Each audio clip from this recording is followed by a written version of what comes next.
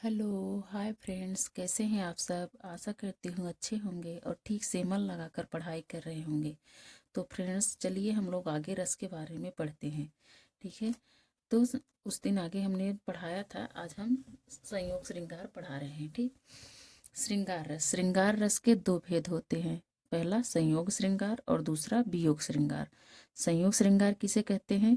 यह रस उस स्थान पर होता है जहाँ नायक और नायिका की संयोग अवस्था का वर्णन होता है।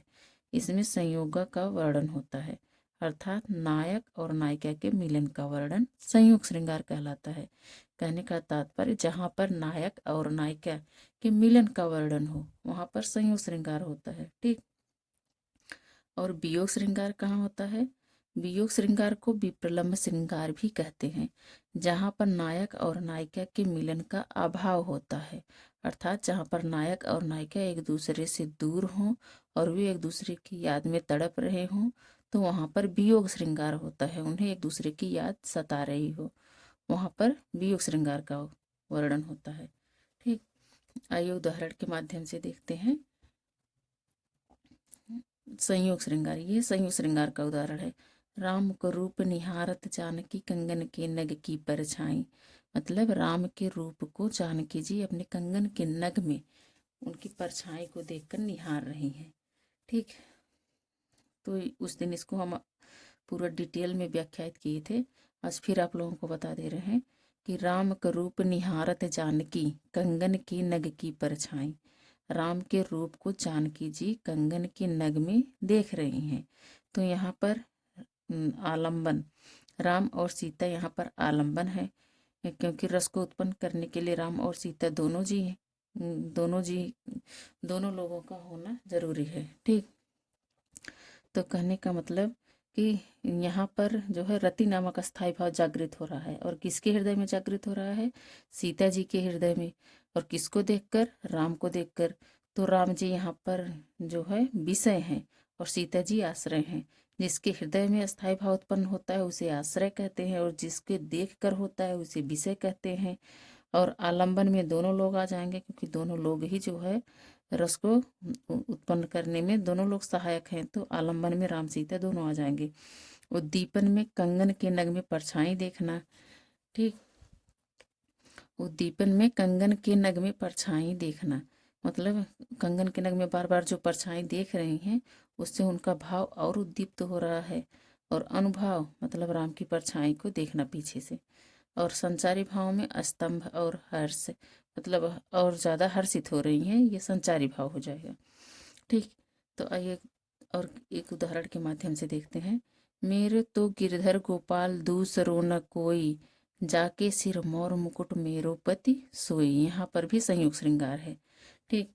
यहाँ पर यह पंक्ति मीराबाई द्वारा रचित है, जिन्होंने श्री कृष्ण को पति के रूप में स्वीकार करते हुए इस पंक्ति की रचना की है। इसमें जो है मीराबाई श्री कृष्ण को अपना पति मानकर उनके बारे में वर्णन करते हुए लिखती हैं कि मेरे तो गिरधर गोपाल दूसरों न कोई, मतलब मेरे तो केवल श्री कृष्ण गोपाल ही हैं और मेरा कोई नहीं है। जाके सिर मोर मुकुट मेरो पति सोई, अर्थात जिसके सिर पर मोर का मुकुट हो वही मेरे पति हैं, अर्थात श्री कृष्ण को वो अपना पति बता रही हैं। तो यहाँ पर संयोग श्रृंगार इस तरह से है, क्योंकि श्री कृष्ण उनके पास हमेशा हैं और श्री कृष्ण के प्रेम में डूबी हुई हैं।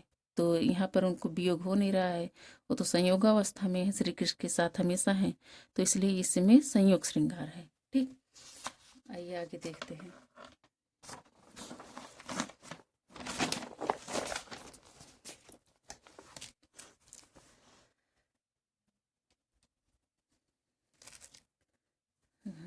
बतरस लालच लाल की मुरली धरी लुकाए, सौ करे भवन हुसैन दैन कहे नट जाए। इसमें भी संयोग श्रृंगार है। अभी ये सब संयोग श्रृंगार का उदाहरण है, अभी हम आपको उधर वियोग श्रृंगार का भी उदाहरण बताएंगे। ठीक है। इसमें जो है ये पंक्ति जो है बिहारी लाल द्वारा रचित है। बिहारी जी जो है श्री कृष्ण के बारे में वर्णन करते हुए कहती हैं कि बतरस लालच लाल की मुरली धरी लुकाए, सौ करे भवन हुसैन दैन कहे नट जाए। कि गोपियाँ जो है श्री कृष्ण से बात करने की लालसा से उनकी मुरली जो है छुपा कर रख देती हैं, और जब श्री कृष्ण जी उनसे मांगने लगते हैं अपनी मुरली कि मेरी मुरली दे दो, तो गोपियाँ क्या करती हैं, बतरस लालच लाल की मुरली धरी लुकाए। बतरस लालच लाल की, श्री कृष्ण से बात करने की लालसा से मुरली धरी लुकाए, गोपियाँ मुरली को छुपा करके रख देती हैं। जब वो मांगते हैं तो गोपियाँ क्या करती हैं, सौंह कर भौहन हो से सौगंध खाती हैं कि हम जो है आपकी मुरली नहीं छुपाए हैं, और भौहन हो से और एक दूसरे से इशारे करके हंसती हैं, दैन कहे नट जाए। और जब वो देने को कहते हैं तो वो लोग मना कर देती हैं कि नहीं मेरे पास नहीं है। ठीक, तो इसमें जो है कहीं ना कहीं संयोग श्रृंगार का वर्णन, मतलब गोपियाँ और श्री कृष्ण के माध्यम से वो दोनों लोग जो है संयोग श्रृंगार इसमें हो रहा है। इसमें गोपियों के अंदर श्री कृष्ण के प्रति प्रेम की लालसा है, इसलिए वो उनसे बात करने की इच्छुक हैं। ठीक, तो इसमें इस माध्यम से संयोग श्रृंगार है। तो इसी की व्याख्या ये नीचे दिया है कि गोपियों ने श्री कृष्ण से बात करने की लालसा के कारण उसकी बांसुरी छुपा दी है। वे भावों से मुरली न चुराने की कसम खाती हैं, और वे श्री कृष्ण को उनकी बांसुरी देने से इनकार करती हैं। ठीक, तो इसमें भी संयोग श्रृंगार है, संयोग अवस्था का वर्णन हो रहा है यहाँ पर भी। ठीक, कहत नटत रीझत खींचत मिलत खिलत लजियात, भरे भवन में करत हैं नैनन ही सौ बात। यहाँ पर नायक और नायिका का वर्णन किया गया है कि एक बड़ा सा भवन है, उस भवन में ढेर सारे व्यक्ति बैठे हुए हैं, और उसी में नायक और नायिका भी बैठे हुए हैं, जो एक दूसरे से इशारे इशारे में बात कर रहे हैं। उसी का वर्णन इसमें किया गया है। कहत नटत रीझत खींचत मिलत खिलत लजियात, वे उनसे एक दूसरे से मिलने को कहती हैं, फिर वो मना कर देते हैं, फिर वो रीझते हैं, फिर खींचते हैं, और दोनों के नेत्र मिलते हैं, और वो लोग आपस में नेत्रों से बात करके मतलब शर्माते हैं। भरे भवन में करत है नैनन ही सौ बात, और वे दोनों लोग आपस में भरे भवन में नैनो नैनो से ही बातें कर रहे हैं। तो यहाँ पर भी संयोग श्रृंगार का वर्णन हो रहा है। ठीक, यहाँ पे आपको ढेर सारा संयोग श्रृंगार का वर्णन देखने को मिल जा रहा है। तो अभी हम एक दो पद्य के माध्यम से वियोग श्रृंगार का भी वर्णन बता दे रहे हैं। कौन हो तुम बसंत के दूत, बिरस पतझड़ में अति सुकुमार, घन तिमिर में चपला की रेख, तपन में शीतल मंद बयार। यहाँ पर भी संयोग श्रृंगार का वर्णन है।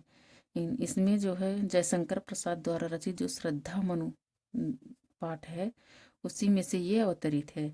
इसमें उस समय जो है पूरे विश्व का तहस नहस हो गया होता है, मतलब संसार में कोई भी व्यक्ति नहीं बचा होता है, तो श्रद्धा और मनु ही मतलब दो ही लोग पृथ्वी पर बचे थे। तो उस समय का वर्णन किया गया है। तो कौन हो तुम बसंत के दूत, बिरस पतझड़ में अति सुकुमार। श्रद्धा को देखकर मन उनसे पूछते हैं कि कौन हो तुम बसंत के दूत, तुम बसंत के दूत के समान कौन हो, बिरस पतझड़ में अति सुकुमार, इतनी मतलब अत्यंत शीतल शरीर वाले तुम कौन हो। घन तिमिर में चपला की रेख, तपन में शीतल मंद बयार। जैसे चारों तरफ अंधकार छाया हो और उसमें बिजली की थोड़ी सी एक कड़कड़ाहट से जो है प्रकाश की ज्वाला दिखाई दे, उसी प्रकार जब इस संसार में कोई नहीं है तो तुम मतलब एक प्रकाश के समान तुम कौन हो। तपन में शीतल मंद बयार, और जिस प्रकार बहुत गर्मी हो, तपन हो, और उसमें हल्की सी शीतल मंद बयार बहे, उसी प्रकार मतलब जब इस संसार में कोई नहीं, पूरे विश्व में कोई नहीं दिखाई दे रहा है, उस टाइम तुम अकेले मतलब यहाँ अकेले कौन हो और कहाँ से आई हो। ठीक, तो ये उसी का वर्णन किया गया है। दोनों लोगों के संयोग श्रृंगार का वर्णन किया गया है, जब श्रद्धा और मनु एक दूसरे से बात कर रहे होते हैं, उस समय का वर्णन है। ठीक, अब वियोग श्रृंगार का उदाहरण देखते हैं। हे खग हे मृग हे मधुकर श्रेणी, तुम देखी सीता मृग नैनी।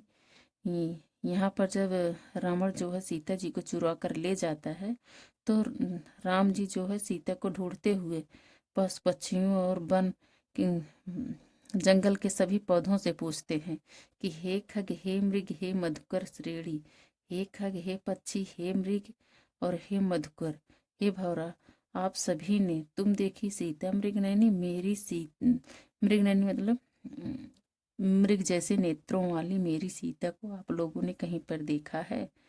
तो इसमें वियोग श्रृंगार का वर्णन, क्योंकि यहाँ पर राम जी सीता जी के वियोग में तड़प रहे हैं। सीता जी उनसे दूर हो गई हैं, इन्हें रावण चुरा कर ले गया है। तो वे सीता को खोजते हुए सभी पशु पक्षियों जीव जंतुओं से उनके बारे में पूछ रहे हैं। तो यहाँ पर वियोग श्रृंगार का वर्णन है। और ये दूसरा उदाहरण देखते हैं।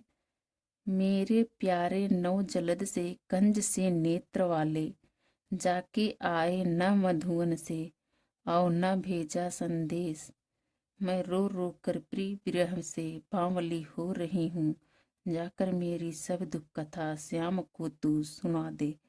ठीक, तो इसमें राधा और कृष्ण के वियोग का वर्णन किया गया है। जब श्री कृष्ण जी राधा को छोड़कर मथुरा चले जाते हैं तो राधा जी उनके वियोग में व्याकुल होकर बैठी रहती हैं और वे पवन को अपनी दूतिका बनाकर श्री कृष्ण के पास संदेशा भेजती हैं। उसी का वर्णन किया गया है।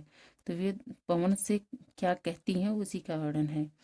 तो वे पवन से श्री कृष्ण के बारे में बात करते हुए, उनके बारे में, उनके रूप का वर्णन करते हुए पवन से कहते हैं कि मेरे प्यारे नव जलद से कंज से नेत्र वाले, कि मेरे प्यारे, मेरे प्रियतम नव जलद से नवीन बादल के समान हैं।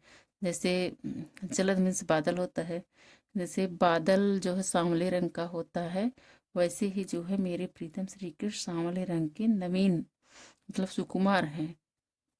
और कंज से नेत्र वाले, कंज मीन्स होता है कमल, और कमल के नेत्र के समान मतलब उनके नेत्र कमल के समान हैं।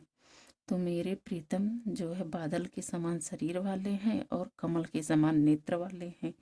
जाके आए न मधुवन से, वो जब से मधुवन से मतलब मधुवन, जब से वे मधुवन से गए हैं मतलब गोकुल से गए हैं, फिर से जाके ना आए मतलब फिर से आए नहीं। जब से वे, कहने का तात्पर्य है कि जब से वे यहाँ से गए हैं फिर से लौट कर आए नहीं। और ना भेजा संदेशा, और कोई संदेशा भी नहीं भेजा। मैं रो रो कर प्रिय विरह से बावली हो रही हूँ, मैं रो रो कर उनके विरह में बावली हो रही हूँ, और जाकर मेरी सब दुख कथा श्याम को तू सुना दे। हे पवन, तू मेरी सारी विरह कथा मेरे श्याम को, मेरे प्रीतम को जाके सुना देना। यह हरिऔध द्वारा रचित है, प्रिय प्रवास से है। ठीक, इसमें वियोग श्रृंगार का वर्णन है, क्योंकि इसमें राधा जी जो है श्री कृष्ण से दूर हो गई हैं और उनकी विरह में तड़प रही हैं। तो यहाँ पर वियोग श्रृंगार का वर्णन किया गया है।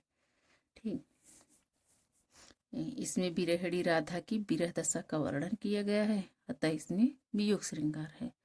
तो विभिन्न जो है पद्यों के माध्यम से, उदाहरणों के माध्यम से हमने संयोग श्रृंगार और वियोग श्रृंगार को अच्छे से देखा। ठीक, तो अगर आप लोगों को इसमें भी कोई डाउट हो, मतलब न समझ में आया हो, तो आप लोग कमेंट के माध्यम से बताइएगा। मैं एक बार फिर से रिपीट कर दूंगी। ठीक है, आप लोग जो है वीडियो को पूरा देखिएगा अच्छे से, और चैनल को लाइक शेयर सब्सक्राइब जरूर करिएगा। ठीक, वीडियो को देखने के लिए धन्यवाद।